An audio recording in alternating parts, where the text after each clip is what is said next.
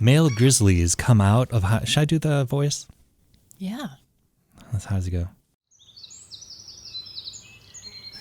Male grizzlies come out of hibernation in mid to late March.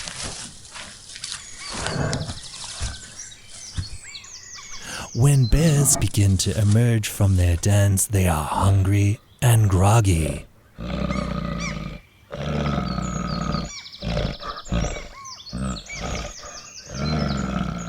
Spring is a time when you do not want to encounter a bear. They are hangry and will get feisty if they don't get the food that they want.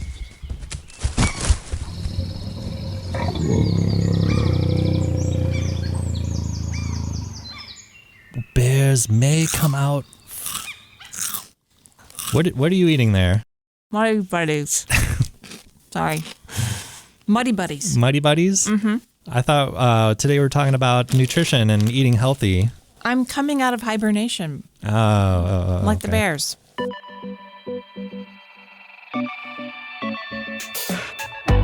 Welcome to the Healthy You podcast from NorthShore University Health System, where we explore trending topics in healthcare. I'm Carolyn Starks, your host. And I'm Jon Hillenbrand. So coming out of this pandemic, yes, and the spring weather, I could not help but think of bears coming out of hibernation. Yeah, it's a good parallel.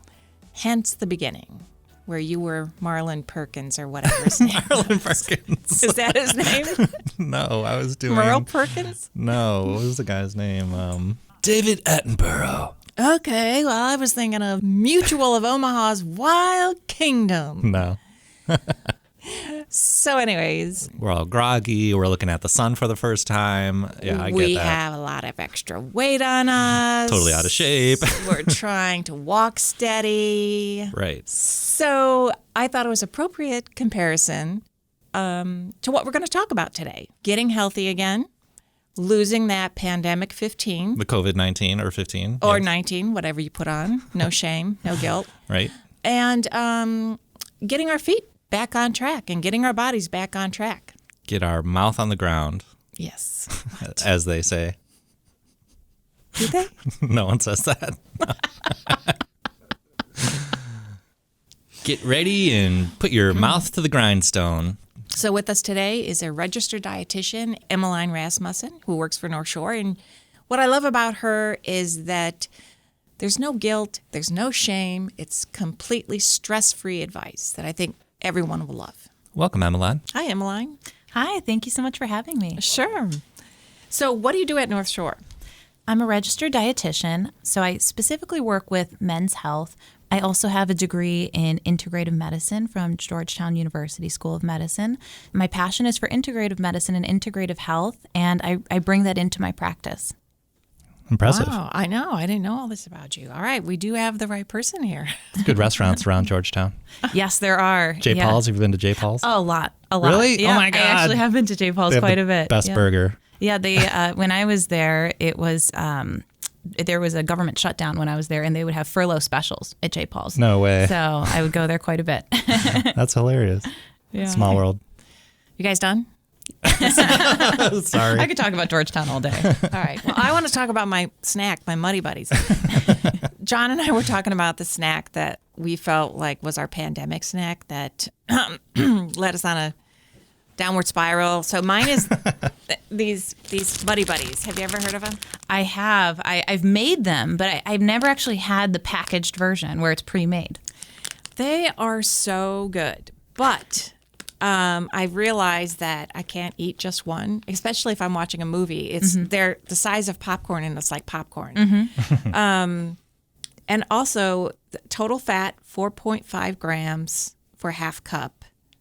You're probably more interested in the carbohydrates, 27 grams, sugar 13, and a half cup is really not a lot.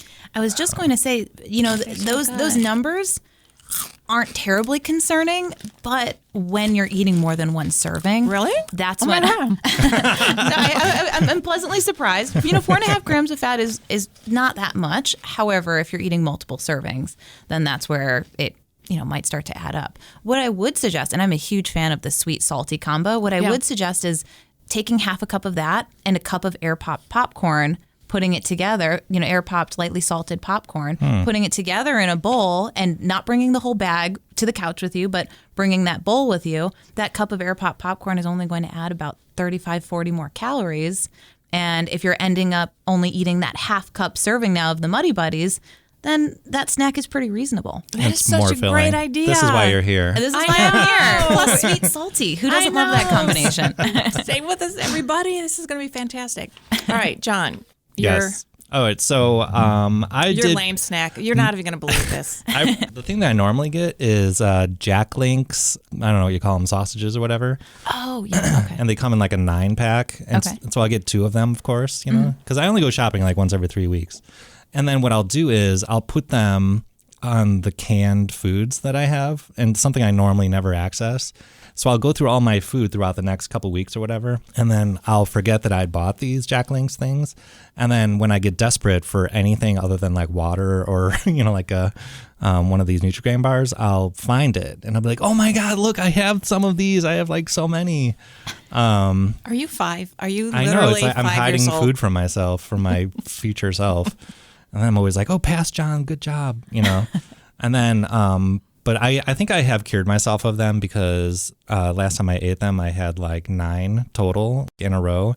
Wow. And then I was like, I'm done with these, and I do not crave them at all now. So wait, tell her about the iced tea. That's what I think is the interesting part. Have you ever heard of anyone that I brought three things. Iced tea? So this, really? Yeah. I mean, it not commonly. I definitely know a lot of people that drink it out of habit, or perhaps drink it in lieu of soda. But what people often don't realize is if you're getting the sweetened iced tea, it might have just as much sugar as soda. Or more. Yeah. I think this one has more because it's 18.5 fluid ounces. But anyway, so yeah, I stopped drinking these because when I was drinking them, I never had cavities my whole life. Mm-hmm. And then I started drinking this and then I got cavities. And so I was like, it's got to be this. So I stopped drinking it, no more cavities. And then in like the last 2 months or something, I just needed something besides water because it's all I ever drink. Mm-hmm. And I started getting this iced tea and I was like, screw it. I just need something, and it's totally full of addicto. So tell her how many grams of sugar. Yeah, it's 42 grams of sugar. That's a lot of sugar. That's a ton of sugar. And it's real sugar. That's more sugar than you need for the whole day. Yeah, I'm sure. Yeah. I mean, wouldn't you? You don't need sugar, but that's more sugar than I recommend having. It's for the whole day. 84% per serving, which is 1 bottle. Yeah. So. And how many are we having a day? Just 1, because I know it's so bad that it's like, I can see how that would contribute to cavities. I mean, another thing people don't realize about cavities, it's not just the sugar, it's the acidity. And black tea is somewhat acidic, not as acidic as, soda like Coca-Cola, where it's more acidic than lemon juice. Right. People don't realize that because they, offset that acidity with all the sugar that they add. But the acid plus the sugar combined, and you're just coating your teeth with it every time you drink it. Right. So obviously my favorite suggestion would be try and lay off of it, or maybe even cut it half and half with an unsweetened iced tea. Mm-hmm.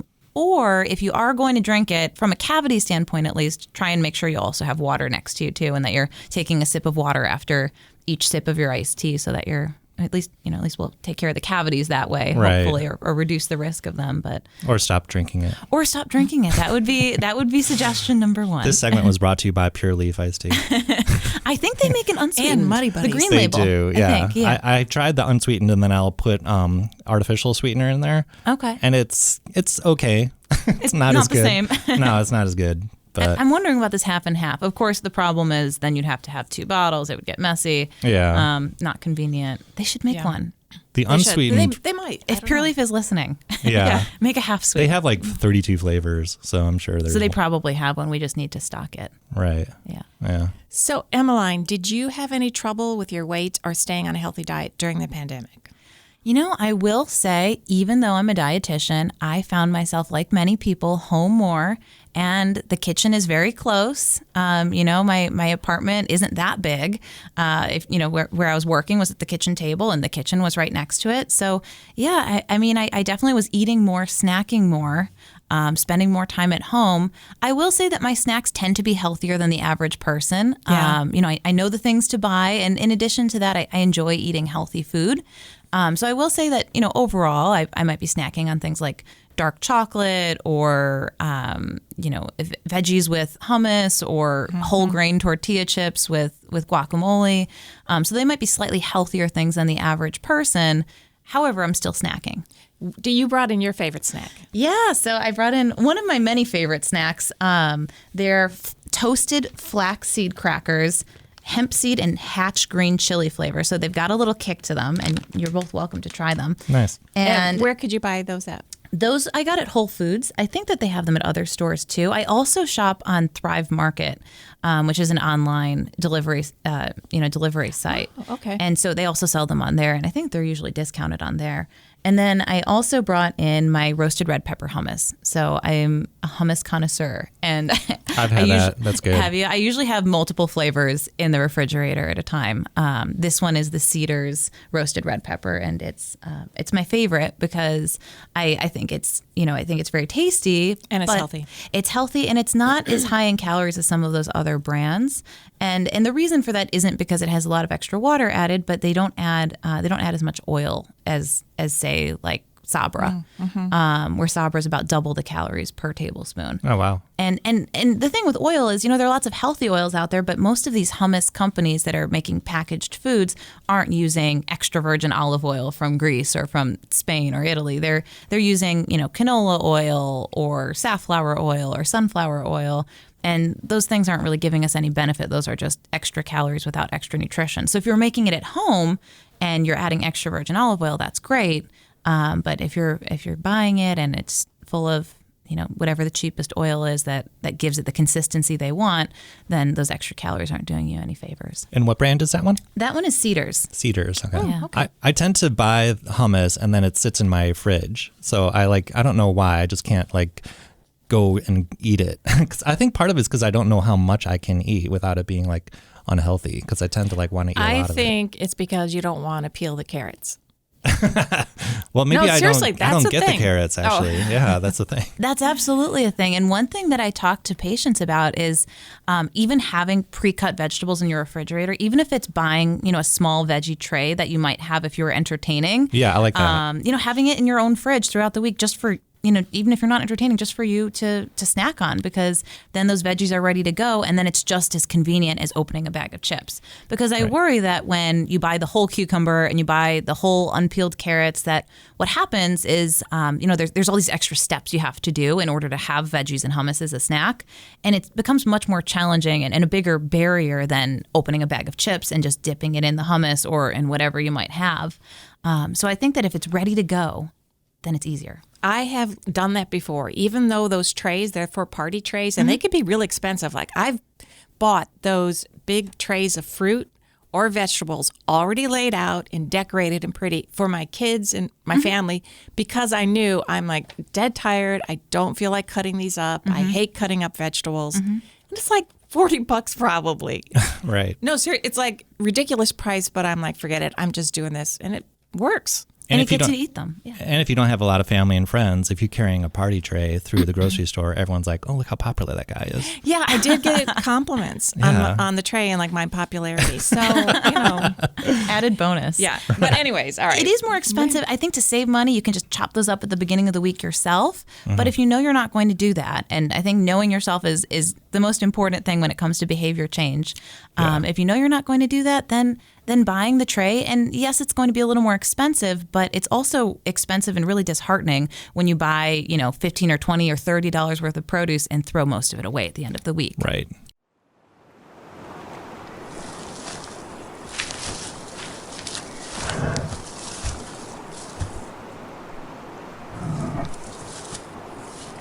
So let's get started with helping people move from this pandemic quarantine phase into healthy eating, losing weight. Some people might be highly motivated. Some people, the thought of it might be stressing them out. So we don't want to add more stress, but I know you must have some great tips for let's just making that shift now. Yes, I brought 3 tips today that will help you get motivated, feel your best, and get back on track. All right. What's the first one?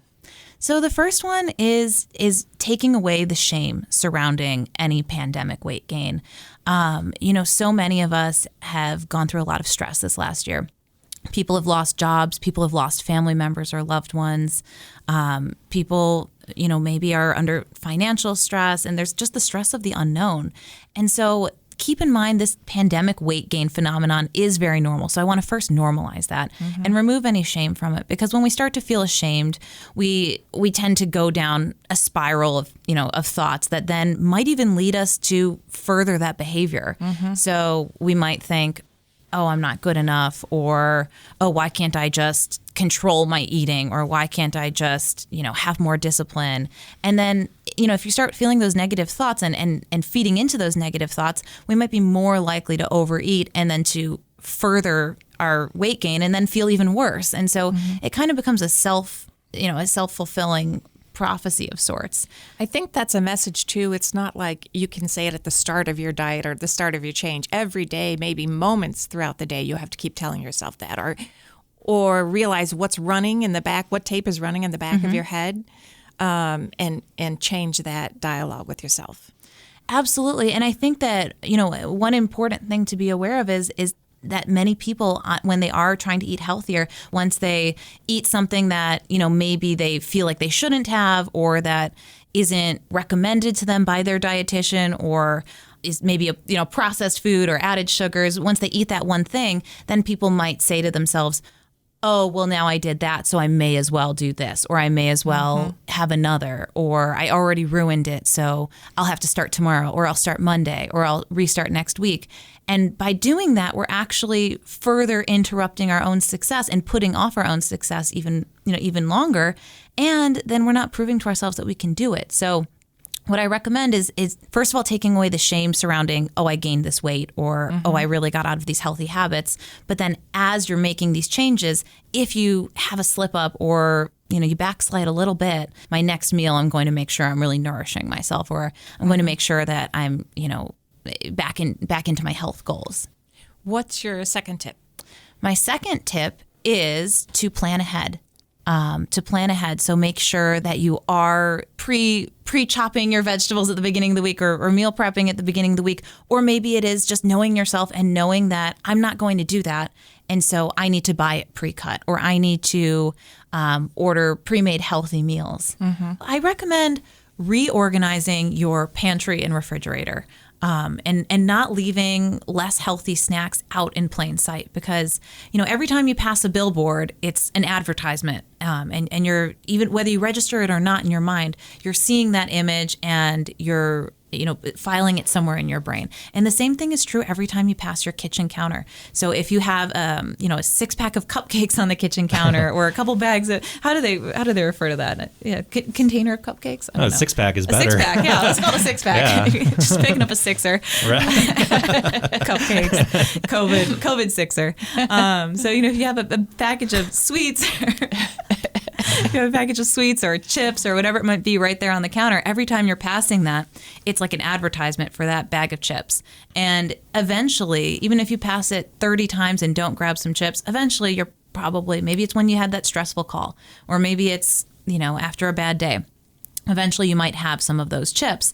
And so I recommend keeping those out of sight and, on the highest shelf as possible in your kitchen, and behind other healthy things. So you have to go get the step stool, move a couple cans of beans out of the way to actually get to the cookies or chips or whatever it might be. But when you first open the cabinet, the things at eye level, or the things on your kitchen counter, should be the healthy choices. So for instance, we talked about a fruit bowl on the kitchen counter, or Carolyn, I think you mentioned, earlier, cherry tomatoes, keeping those on the kitchen counter. That's a great strategy. And when you first open that cabinet or that refrigerator, making sure that it's the healthy snacks that pop out at you first. So I love like roasted chickpeas. I buy different flavors of, Chipotle seasoned or falafel seasoned roasted chickpeas, and they're a great alternative to chips. Or I'll buy kale chips. So those are the things I see when I open the cabinet, not the unhealthy snacks. And the same thing goes with the refrigerator. Have fresh pre-cut vegetables or pre-cut fruit, yogurt, whether it's, plant-based yogurt or regular or Greek yogurt, all those things at eye level, rather than, having the fruits and vegetables in those, drawers at the bottom of the refrigerator where produce goes to die, as I like to say. Having the good options, the healthy options right there in front of you, so that you're more likely to make those choices. That's Nice. a great idea. That's a good tip. Yeah. And number 3? The third one is just start.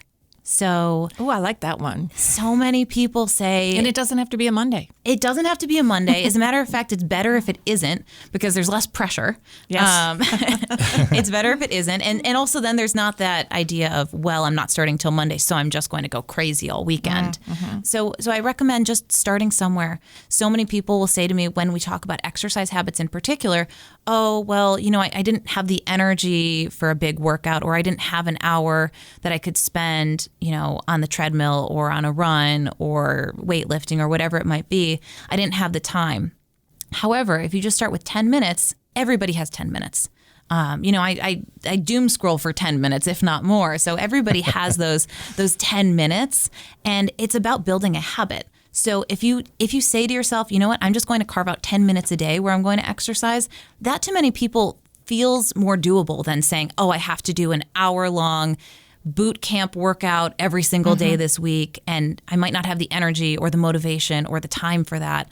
So I'm going to wait until tomorrow, or I'm going to wait until next week when my schedule gets better. So many people tell me that. And I say, start this week, because you're building that habit, and then next week we can expand on it, but we're getting that habit in place. And if at the end of the week you've done 70 minutes of exercise, but you were going to do 0, then 70 is better than 0.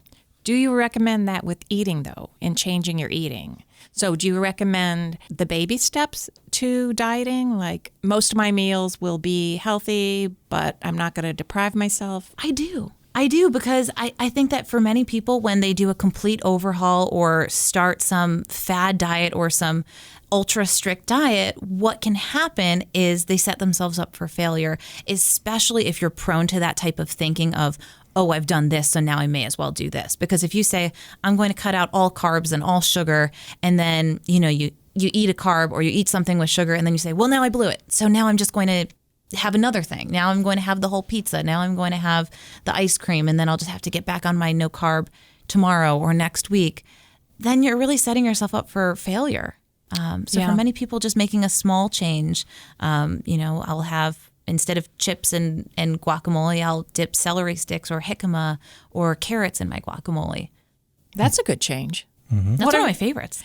Yeah. So what could people change for desserts? Say if they have a sweet tooth, since we're on this topic. Yeah, I'm a great person to talk about sweet tooth, about having a sweet tooth, because I certainly have one myself. Yeah, me too. So dark chocolate is, of course, my favorite, and then you are getting some health benefits. Another favorite of mine, I make, this is what I should have brought. I make cacao, date, and cashew bites. All you need to do is mix those 3 ingredients in a food processor. If you want to get fancy with it, you could sprinkle a little sea salt on top, or that sounds good. Sweet salty, I'm telling you. That's my favorite. Those cacao bits, though, I don't think they have any taste to them, do they? Or is it an acquired taste? Or? Well, I mean, the dates definitely give it some sweetness. Okay. Dates are naturally quite sweet. That's true. So the dates give it some sweetness. And to me, I mean, maybe I've just gotten so used to it, but to me, they taste like fudgy brownie bites. Okay. So it's about thinking about what you're craving and finding mindfulness, moderation, and maybe a healthy upgrade to what it is that you're craving. So I always tell people, if you eat fruit snacks, eat dried fruit. Mm-hmm. You're still getting quite a bit of sugar, natural sugar from the dried fruit. But you're not getting all of the high fructose corn syrup and additives that you're getting from, the jelly fruit snacks.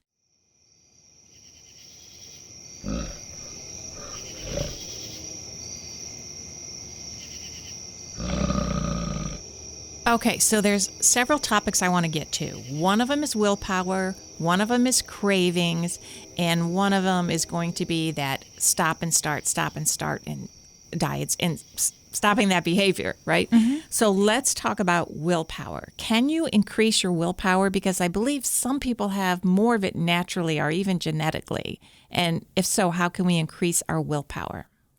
Yeah, I don't know about genetically. That would be really interesting to research. I do know that willpower can be learned, or even, I don't know if I want to say willpower so much as just habits relating to snacking or dieting, all of that can be learned from a parent or another figure that somebody, when they're growing up, might have a lot of exposure to. Even maybe like a negative lesson. Oh, yeah. Yeah, because my parents were, always had sugar and candy, and I'd never, ever have candy in my house now. Oh, I remember, growing up, special time with Dad was going to Dairy Queen. And so that's what I associated with, a special experience of having one-on-one time with my dad. I mean, we had other great experiences too, but that immediately comes to mind. And so when you start associating family time and comfort, and I'm half Greek, maybe you didn't know that. So everything is food, and there's, we have at all of our family gatherings, food is the biggest part of that, and all of the Greek desserts, which of course are so tasty, and all of my memories with my yaya are, her making loukoumades, which are these, fried dough balls covered in honey and cinnamon, and they're delicious, but you certainly can't stop at one. I guess what I'm saying is, a lot of our eating behaviors are modeled or, tied to emotion and feelings of closeness and experiences. So, so we have to recognize that first of all, and then, and then think about the emotions that we're trying to feed when we are mindlessly eating or overeating or binging, even in some cases. What emotion is that connected to? And for many people during this pandemic, it's connected to stress. And so my first tip surrounding, I guess, increasing willpower, as you call it, is addressing the underlying emotions that might be causing us to overeat. Because just trying to control that eating isn't really addressing why we're doing it.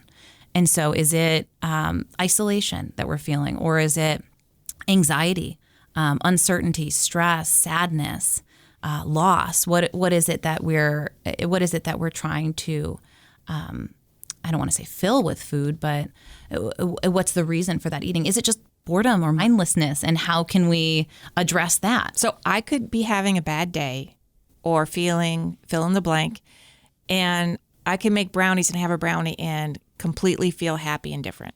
It's the weirdest thing. Well, there's that dopamine hit that people get from sweets and stuff like that. I could literally be like, oh, I feel so much better now, Right. And all I did was have a brownie.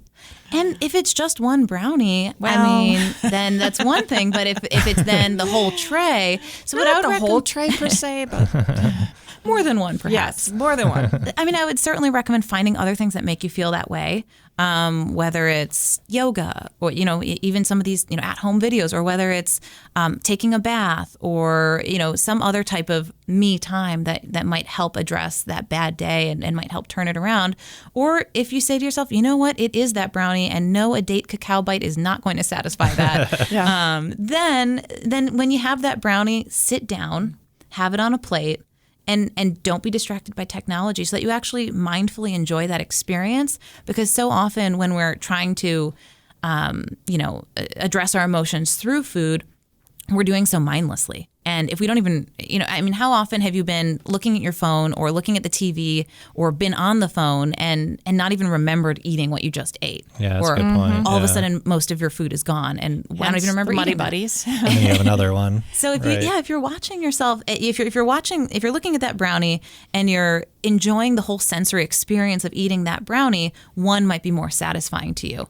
Versus, I just ate a brownie. I didn't even realize that. How long have I been scrolling through my phone?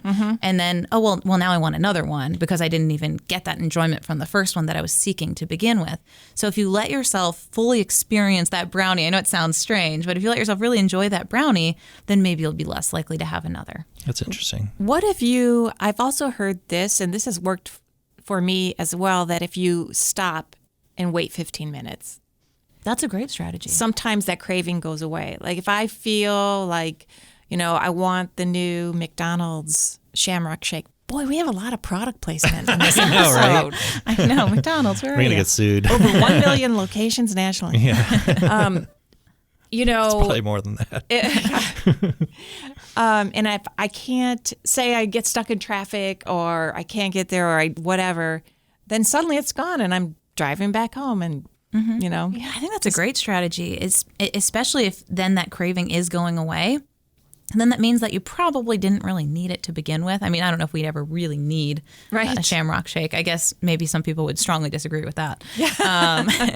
That's a great strategy. Or even when you're eating a meal, if you want seconds on your meal, I always say, pause a few minutes, drink some water. Are you still really hungry for seconds? Right. Oftentimes I'm not. And then I tell people, well, try and just have seconds on the veggies. If you're still hungry, have seconds on your veggies. And then if you're still hungry after that, maybe something else. But trying to evaluate rather than just continuing on this hunger momentum.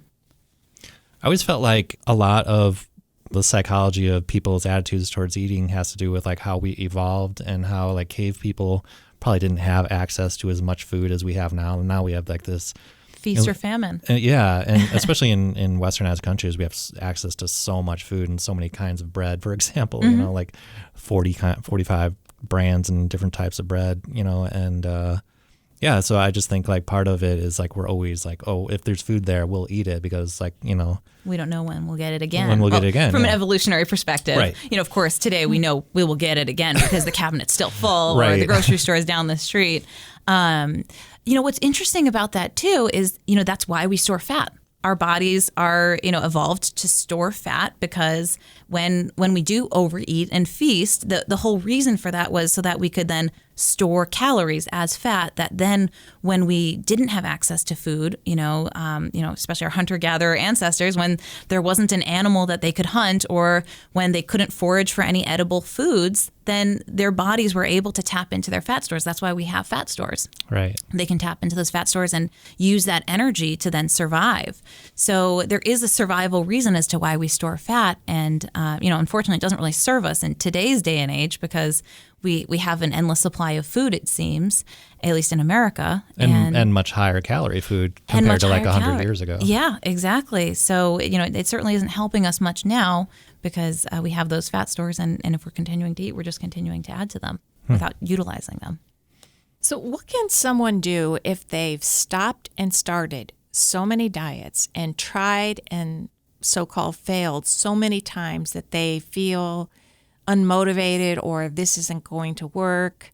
How do you get on that train, that you see success on? Mm-hmm. First of all, I recommend enlisting the help of a professional, a registered dietitian, or if it's really a behavioral thing, a health psychologist. I recommend enlisting the help of a professional because it's possible that people who are starting and stopping a lot of diets are often buying into fad diets. And and fad diets, they are tempting because they promise quick results, but they're not sustainable. And so often people then regain that weight. And then that can be extremely discouraging. And, getting back to that shame spiral, then there's feelings of, am I good enough? Why can't I do this? How come, other people can and I can't? So, I do recommend enlisting the help of a professional. And I also recommend coming at it from a standpoint of self-compassion and self-care rather than punishment. I'm kind of at the phase in my career where I don't want to be the food drill sergeant and the food police. I want to help people take care of themselves. And I think that when you start thinking of healthy eating as, well, I'm doing something good for my body and my brain, and I'm going to feel better. Not just feel better about the choices that I made, but, I'm going to have more energy and I'm going to sleep better and my joints might hurt less. And, some of these chronic conditions might get better. And instead of thinking about it from, a standpoint of, oh, I need to restrict this. Oh, I don't have enough willpower. Oh, I can't have this. I think that thinking of the things that will nourish you and that are healthy for you and, and why are you doing that for yourself? Because you care about yourself and you want to be healthy and you want to live for your loved ones or, be able to run around with your kids or grandkids, rather than the mindset of, restriction and looking a certain way or being a certain size or, all these food rules. So, but the scale can be very motivating to some people, right? If you see the number going down. However, are you pro scale or are you more of the thinking that don't step on the scale? I really love to work out. And so the scale is not always my friend because as I'm gaining muscle, my weight might stay unchanged. What I'm a big fan of is the belt. And jeans, and not jeans that are stretchy, but cheater jeans. Those can be very misleading. Hold on, I need to buy a new wardrobe. Yeah. But I ask people, how do you feel about the choices you made today, and how are your clothes fitting? And are your belt loop notches, what direction are they going in? Are you having to tighten your belt a little bit more each week?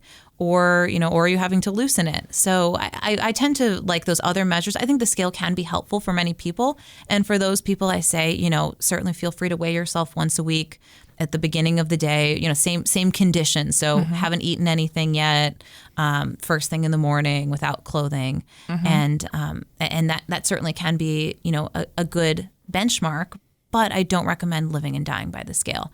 So I have people that come to me and they say, well, I weighed myself this morning, but then I weighed myself after lunch, and now I've gained 3 pounds. Or people who tell me every day I get on the scale, and what that number says determines whether I'm going to have a good day or a bad day, or determines whether I can have breakfast. And those are those are eating disorder signs. Wow, I could see that, and the scale is motivating to me, but I do see how if that number is up, then I do feel like I'm starting the day off bad. Mm-hmm. I have a fitness tracker that you can enter in the weight, and then it'll give you a graph over time. And it's really interesting because it's so easy to forget the number. And then I'll see like the trend is going up or down or whatever. And that's great. I think that the important thing is the trend. So I try to encourage people not to get too hung up on the daily fluctuations, because there's so many things that can play into that. How much salt did you have? Have you had a bowel movement? Are you wearing clothing versus not? What time of day are you weighing yourself? So there's so many things that can influence that fluctuation. However, if you're weighing yourself under the same conditions once a week, then that's enough data to show a trend either going upwards, going downwards, staying the same. And then if you have other data, so for instance, maybe that number is staying the same, but I'm doing a lot more strength training, and I look healthier, and I'm more flexible. I'm more flexible, and my pant size has gone down. Then even if that number has stayed the same, there's a chance that you're getting healthier, and and that you're fitter. I like that. I do too. That's fantastic advice. It just puts the focus on getting healthy and takes the stress out of so-called dieting. And I'm guessing you don't like that word. Yeah. Dieting. I don't love that word. And I like that the word nutrition seems to come from nurture, but I don't like that dietitian seems to come from diet. And I think that diet makes it sound like it's, a short-term quick fix versus nurturing yourself is a long-term, hopefully lifelong practice. So I think that what we need to focus on is taking care of ourselves. And if you're making that healthier choice, even if it's, for reasons of self-care or feeling better, then it's likely going to lead to weight loss as well. What were some of those fad diets that you would caution people not to jump on board with? All of them? Or? We need to make sure people know what is a so-called fad diet. Well, right? Yeah. So fad diets are anything that's extremely low calorie. Anything that's cutting out major food groups. So an interesting one is the keto diet, because I actually think that there are uses for it. There are good uses for it. However, it is extremely strict, and it's not for everybody. And it's not for somebody that's an average person that wants to lose 5 pounds. There's medical reasons for it. And even outside of just something like epilepsy, there's still, medical uses for it. I mean, various different hormonal conditions, certainly if somebody has quite a bit of weight to lose, then there are benefits to diets like that. However, they do need to be done under supervision, and it's important to talk to a professional about whether that's the right fit for you based on your goals and your current health. So how do you find the right one for you? Because we're all different. Yeah, I think that's a great question. I do think enlisting the help of a professional is the most important thing there. Another, I guess, fad diet that a lot of people have asked me about lately is intermittent fasting. And I wouldn't consider that a diet. I actually think a lot of people can benefit from that as well. However, there's a lot of people for whom it's not recommended. People on certain medications, people that are taking medicines that affect their blood sugar, or medicines that need to be taken with food, of course, and at certain times of the day. People with a history of eating disorders, any type of restriction like that could be very triggering. People with bipolar disorder, particularly that rapid cycling bipolar, that I would not recommend intermittent fasting for them.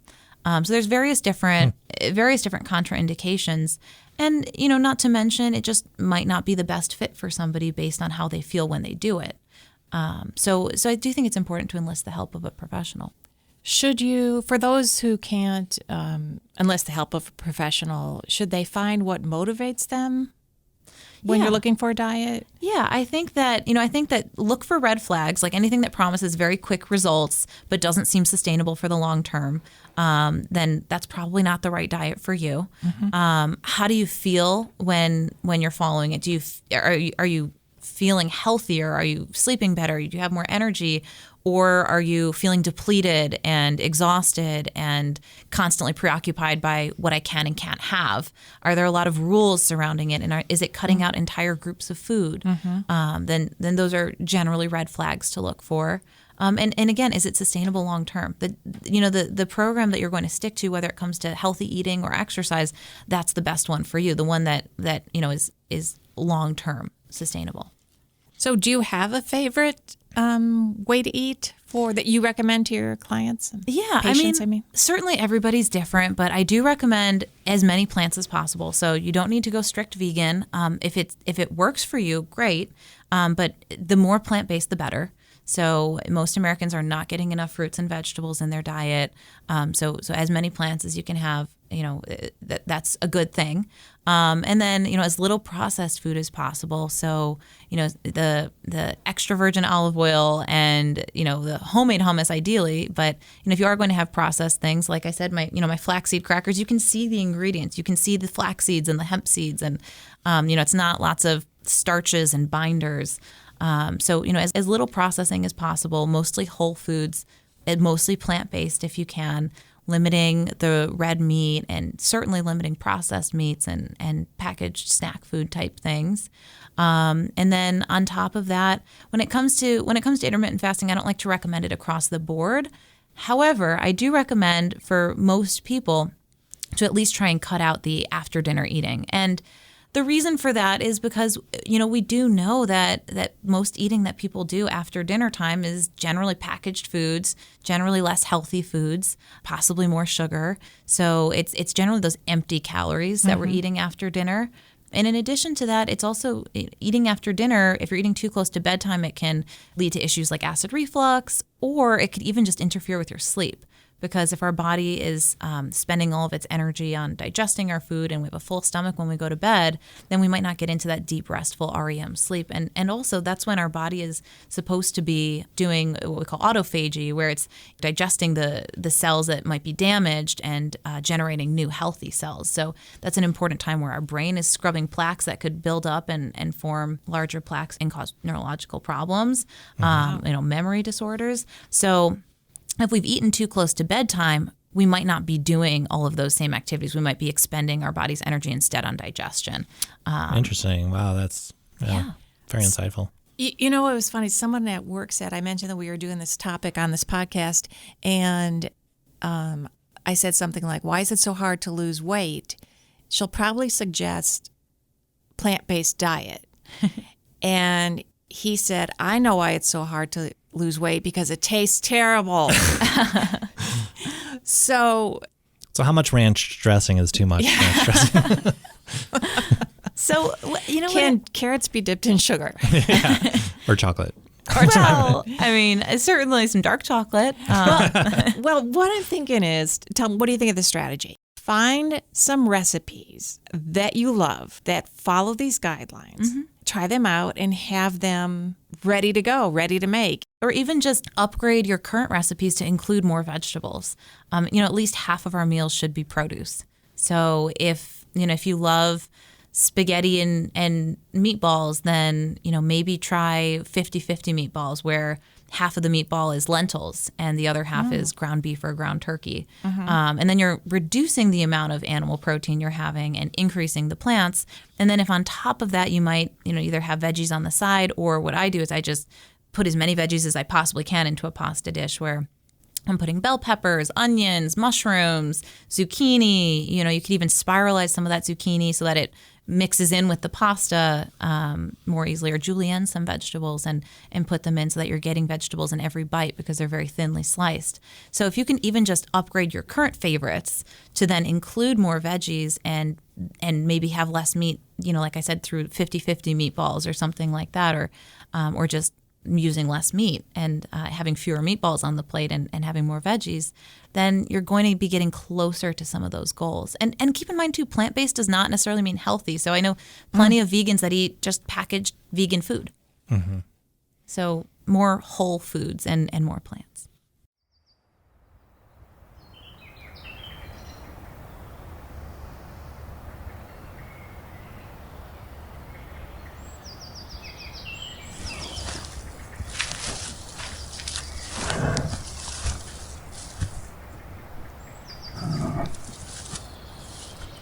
So what kind of changes are people going to feel if they make these changes in their diet, even though it's not 100% change? Because we're talking about doing things gradually.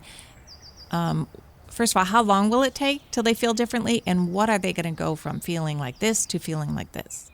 Well, that's a great question. I think it also depends on how you're eating at baseline prior to making some of these changes. But I think that for a lot of people that are feeling burnt out, low energy, maybe just overall achy, body aches from, sitting most of the day and not being active. We're just coming out of winter in Chicago where many people haven't had access to their gym or haven't felt safe going to their gym, even if it is open again, haven't really had access to the outdoors because it's been too cold to walk or too icy or, not necessarily safe. So I think that for many of us, getting moving again and starting to eat more plants, curbing that late night eating, less processed food, less meat. I think for many of us, you'll feel more energy. If you're moving again, you'll probably have less body aches. You'll probably sleep better. You'll probably have better digestion, especially if you're eating so much extra plant matter and less meat. Then, that's more fiber too. So your digestion will probably be better. You might brain fog? I was just going to say you might feel more focused during the day too. So that's a great point. Yeah. I felt amazing in April, May, and June, and even March last year because I was so active with shooting photos and stuff, and just walking every day and stuff like that. And I felt much more sharp and awake, and movement's a big one. Yes. Even if it's just daily activity. Early in the pandemic, I knew that I wasn't being as active. And I got an Apple Watch. I'm not saying that somebody needs to get that. Another product placement there. That helps, though. Yeah, or having any sort of fitness tracker. Yeah. Any type of tracker. And I was shocked your phone at first. tracks Yeah, that's true. That's true. I don't always have my phone right at my head, but you're right. Your phone does track it too. And whether I'm using my phone or my my fitness tracker, one thing that I noticed initially was that I was getting less than 3,000 steps a day, and that was on a good day even. Because I had some days where I looked at my phone and it said 420. Yeah. Steps. Yeah. Right. Yeah. I mean that's it, and that is not enough movement to to keep your joints healthy and to keep your muscles from atrophying, especially if you're sitting all day long. You probably start to even get some pain in the back of your legs and low back. So that activity that it reminds me to stand or the move alert. I get that. Exactly. Yeah. So it says that right now on mine. How long have we been sitting here? Yeah. Move. So I have to say that's been a game changer for me. Even on the days that I don't quite hit what the goal that the watch has for me is, I'm at least moving far more than I did prior to having it. So if somebody hits a plateau, say they are, focused on or their doctor said you need to lose weight, and they feel like they've hit a plateau, is there anything they can do? Should they go to the simple formula, eat less than you're putting out, or? Well, yes. I mean, calories in, calories out is a piece of it, but calories in, calories out is not the whole equation. I remember being in school and, this was, when I was in my nutrition program, I want to say over 10 years ago now, which is crazy. But I remember a teacher saying, it's just calories in, calories out. If you eat 300 extra calories of a donut or 300 extra calories of carrots, you're going to gain the same amount of weight. And now we know that's not true. The science has turned that on its head. We know that, of course, excess calories every single day over a prolonged period is going to cause weight gain because it's energy. And if you're not burning that energy, then you're going to have to store it as fat. I mean, biophysics is a true science. It's you have to, that energy needs to go somewhere, and so you're going to store it. However, we do know that food can also affect hormonal control, and that if you have something like excess sugar or excess donuts, as she had said, you're going to have a spike in your blood sugar, which is then going to cause other hormonal effects downstream that cause you to store more of it as fat. And also that can affect your mood too, that sugar crash after that, and then that might cause you to eat more. So it's much more complicated than the simple calories in, calories out versus the carrots. You're getting some fiber, you're getting some vitamins. It's going to have an anti-inflammatory effect on your body versus an inflammatory effect of all that sugar and processed stuff from the donut. So we do know that calories are important, but it's not the only important thing. The quality of one's diet is more important than the quantity. So getting back to that question of if you've hit this plateau, asking for a friend. If you've hit this plateau, I mean, certainly, start tracking and see how much food you're actually eating. And it's not something that you need to do every day to constantly obsess about everything going into your mouth. But just to kind of get an idea, if you track a day or two, it might be eye-opening. Well, where are these extra things that I'm not realizing coming into my diet? Am I, grazing without noticing it, mindlessly eating? It might be helpful to spend a couple days tracking and just see where some of the empty calories or overeating might be coming in, and what's causing that. Is there anything connected to that? Is it, I was stressed out at the end of the workday, or I couldn't get my kids to sleep and I just needed that, chocolate bar or ice cream or a glass of wine or whatever it might be. Where are some of the things coming in that aren't necessarily upholding or serving our health goals? Do you have a recommendation for like an app for like MyFitnessPal or something like that? I do like MyFitnessPal. I really like MyFitnessPal. Lose It is one that some of my clients and patients have found helpful. I've never personally used that one, but MyFitnessPal I find really helpful. There used to be one called Fooducate. I don't know if that's still around. But I know that can seem daunting and time consuming, but even just a day or two, again, to get an idea of, to kind of be able to analyze what might be going on that I'm not realizing can be really helpful. And it doesn't mean that you need to track everything that you eat every single day for a year. Just a couple days, see where some of your see where some things might be slipping. It also might help remind you of portion sizes, because we know that when we actually measure things, we tend to eat less versus if we're just eyeballing it constantly, we might not realize. So many people will say, I think I had about a cup of ice cream, but then if they actually have to measure it, they might realize, I had a cup and a half of ice cream. So it might also help just in realizing how much we're actually taking in. So I would say, first of all, trying to just spend a day or two tracking so that you can kind of identify some patterns or some areas that might be able to be improved. And then certainly, again, maybe enlisting a professional's help if you are starting to plateau, and being able to talk about what's going on and what your health goals are, and having a professional's eyes on it can certainly be really helpful. Especially because it seems like there's so much physiology that comes into nutrition and your body and that sort of thing, but there's also so much psychology built in. So it's almost like your dual role of psychiatry and physiology and that sort of thing. And yeah, it's a really interesting field because there's just so much that goes into it that you wouldn't even think.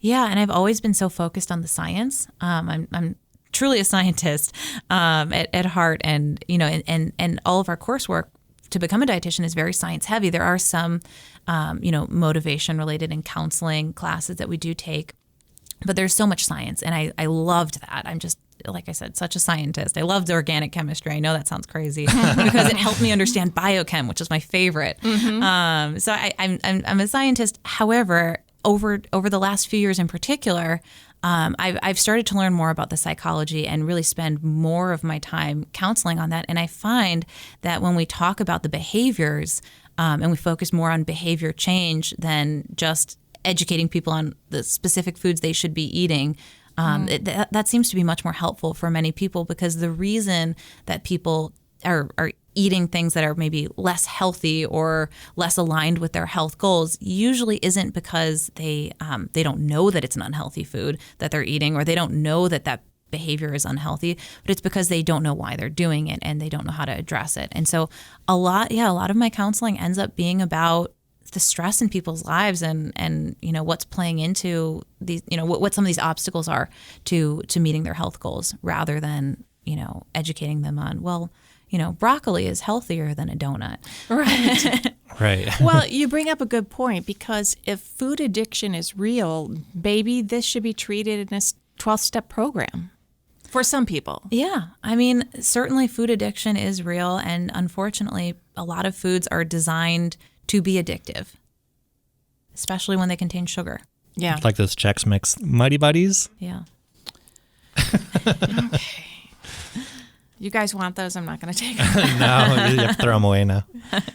So overall, though, I think what you're saying is be kind to yourself, but not focusing on your health, not necessarily how do I look, what the scale's doing, and that kind of thing. Yeah, I think that for most people, the motivation of, why am I really doing this? I think people don't spend enough time on that part when they're planning to make a change.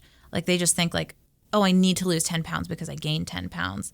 But why do I want to do that? And writing down those reasons, those whys, can be really helpful reminders when you are tempted to grab for the bag of whatever, Chex Mix or Cheetos or whatever it might be. Those things to come back to can be really helpful, those motivations. Plus, you can change your taste buds, right? So if you stop eating sugar, you can change that, the way you feel about sugar, the way you feel about sugar foods. They might not be as tempting. Yeah, when I have really focused on cutting back on and maybe almost cutting out completely added sugars, then when you do have something like birthday cake at a celebration, it tastes so sweet that it's almost off-putting. Right. That's like if you ever give up Coke and then you go back and you drink a Coke, it is the sweetest, most sugary thing in the world. It's true. And not like in a good way. No, not in a good way. It's, again, almost like off-putting. I had a patient. This is truly one of the most shocking story, one of the most shocking habits that I ever heard. I had a patient who told me that he would drink Coke on a regular basis, but when he really wanted to have his Coke taste sweet, because he'd become so, accustomed to the flavor of Coca-Cola that it didn't even taste sweet to him anymore. It was just, how he started his day. He would add Hershey's chocolate syrup to it. Oh. Yeah, just invert the bottle and just start squeezing into his Coca-Cola. Wow. And I've actually heard that now twice in 8 years of being a dietitian, but I was shocked. They eventually gave that up, or? And he gave that up. We started with taking the syrup out, and then from there we started to cut back on how much Coca-Cola he would drink a day and how many days a week he would have it. And then he finally did get to the point where yes, he didn't want it anymore, and it tasted sweet to him. But that took a while, because for Coca-Cola not to taste sweet, your taste buds have to be pretty thrown off.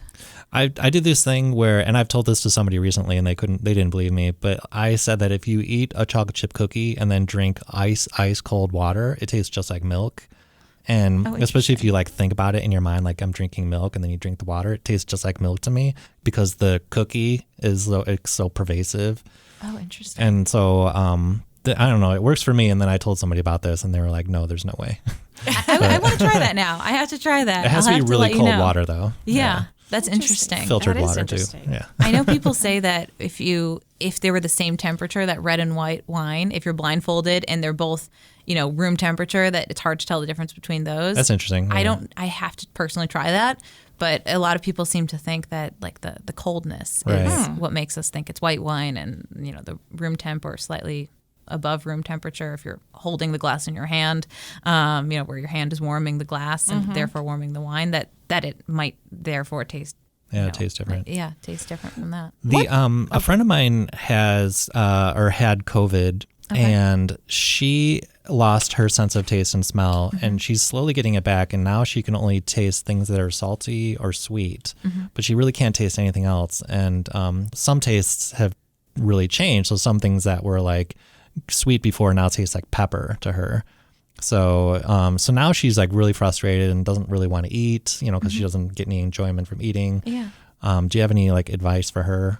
Yeah, so she doesn't like tasting sweet things, or that's the only thing she can taste and enjoys it? She can. I think she does enjoy it, but I'm not sure. I think it's kind of hit or miss with her. Okay. So she can only taste sweet and salt. That's so interesting. What I have found is that for many people, when they lose their sense of taste, the last one to go is their ability to taste sweet. And so, particular in like memory care units and dementia, a lot of patients, when they lose their sense of taste, the last thing is the sweet. And so that's why, they are pretty liberal with in some of these memory care units. They're pretty liberal with letting them have sweets, because it's really the only enjoyment they're still getting from food. Wow, yeah. Which is important. It is important food is supposed to be a pleasurable experience. So for your friend, if sweet is the only thing she's getting enjoyment from, then trying to find ways to still incorporate, healthy things into something that's sweet. So for instance, teriyaki sauce comes to mind. You could have tofu teriyaki or chicken teriyaki with lots of vegetables and over brown rice, and that teriyaki sauce is going to be sweet. I don't know if that would be appealing to her or not, but potentially worth a try. And then even smoothies, smoothies, the fruit of course is making it sweet, but you can sneak kale into a smoothie, you can sneak spinach into a smoothie. I even put frozen zucchini in my smoothies, and it gives it kind of a similar creamy texture that frozen banana gives it. So you could sneak vegetables in, and you could add ground flaxseed or hemp seeds into a smoothie. You could put a vegan protein powder, or you could put Greek yogurt for protein. So she could still, because when I'm hearing, when we're saying, oh, she only really likes to eat sweet things, I'm concerned. Oh, is she only eating sweets or salty things? Is she only eating, processed snack foods? And so then if she is, then she's potentially missing vegetables, healthy fats, protein. And so I'm trying to think, well, how can we get those in? Teriyaki, just the first thing that comes to mind, that's still going to be sweet, but you can still get protein, vegetables, and a whole grain like brown rice. And then, if she had something like a smoothie, almond butter is something I sometimes put in smoothies. So you can still get those healthy fats, and then she can still have a little bit of balance. Yeah. I know a lot of people with COVID that have fallen back in love with smoothies, because even if they don't feel like eating, it's sometimes easier to just drink something. Yeah. Feels like, I don't know, less overwhelming perhaps. I think she's a juicer. She likes juicing things. Okay. Yeah. There you go. She's getting some, as long as she's getting veggies in with that, yeah, then that's a great option. Another one, if she is liking salty things, then, soups, of course, can be quite salty. And again, you can make that as healthy as you want with beans or lentils and plenty of vegetables. And, if she is putting some kind of whole grain like barley or something into that, then you can make a healthy soup. And if she's tasting salty, then that might be interesting to her. Cool. I'll tell her. Or again, if she purees it, then maybe it's easier to eat and less, I don't know, or perhaps overwhelming. Because I think that if food doesn't taste good to you anymore, it's probably a hurdle to force yourself to eat. Right. So focusing on nutrition, focusing on the quality and high nutrient density foods is going to be important, because then when she is eating, she's getting more bang for her buck. And, things that are liquid might be less off-putting perhaps, because I feel like all those textures, when you can't taste any of them, and all the textures of cooked foods and raw foods might be off-putting if you can't even taste any of it. Right. So I think we're done, right? Yeah. Is there anything else that you want to talk about? Something I should ask you. Gosh, I mean, we talked about starting, and the 10-minute workout. I'm a big fan of that. One thing I did want to mention too is to get, if you're even struggling with just getting yourself to do that 10-minute workout, I have a little mind game I play with myself where I say, okay, I'm just going to, put on my workout clothes and put on my running shoes and go outside and run for 5 minutes. And if after those 5 minutes, or maybe it's 10 minutes, or maybe it's 15, depending on, how far along into this practice you are, but, I'm just going to go run for 5 minutes. And if after those 5 minutes, I absolutely hate it, I have full permission to come back come back home. Or if it's going to the gym, I'm just going to go to the gym with my gym clothes on and my sneakers on. And if I get there, walk in the door and decide, no way, I'm not working out, I can turn around and go home. But it's just overcoming that first obstacle of starting. Mm-hmm. Because most often, I would say of all the times that I've tricked myself into going on a run, I've maybe one time ever decided after 5 minutes, no, I don't want to do this. And it's because I was, I think my knee was hurting or something like that. And so I had a legitimate reason. And then I'm glad that I didn't push myself past pain, that could have caused an injury. Right. But almost always I'll say after those 5 minutes, well, I'll do 5 more. Well, I'll just do 5 more. And then next thing I know, I've, run a 5K. And then you feel great when you get back. And then you feel great. You're never, unless you hurt yourself, you're not going to regret going on that run. So starting, overcoming that initial hurdle. And I think, one thing that we talked about earlier was, or prior to this podcast was just starting the day, if you're working from home, wearing clothes that you're likely going to move in. So, instead of just leaving whatever you slept in on, changing into workout clothes in the morning time. So then you're reminded that, that you need to move that day, and maybe you'll be more likely to go do it if you're already dressed for it. Or say, I want to listen to that Healthy You podcast. So I'm going to listen to it, but I'm going to go for a walk while I'm listening to it. And when it's over, then I'm done. Yeah, that's a great strategy. I love that. We'll get another listener. Full circle.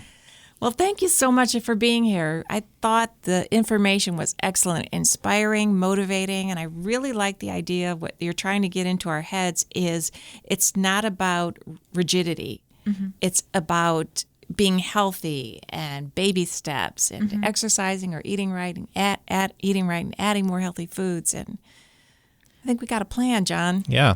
I think especially right now with this pandemic, there's been so many restrictions of who we can see, where we can go, what we can do. I think that adding a food restriction for many of us is, one more thing keeping us in almost like a box or feeling restricted. So instead coming at it from, self-care and self-love during a time when we all could use a little bit more compassion towards ourselves and each other, I think is going to be, going to help in the long run and going to make us feel better. So if people want to know more about eating healthy, what's some place they could go? Yeah, you can go to northshore.org/healthy-you, YOU. Great. Thank you, Emmaline, once again for being here and sharing this wealth of information. I think it's going to help a lot of people. Thank you so much for having me. So you've been listening to Healthy You Podcast. I'm Carolyn Starks. I'm Jon Hillenbrand. And we'll see you next time. Take care. I never know how to end it. And thanks. Go buy some carrots. Right. I feel like we talked a lot about carrots. I know. It's making me want carrots.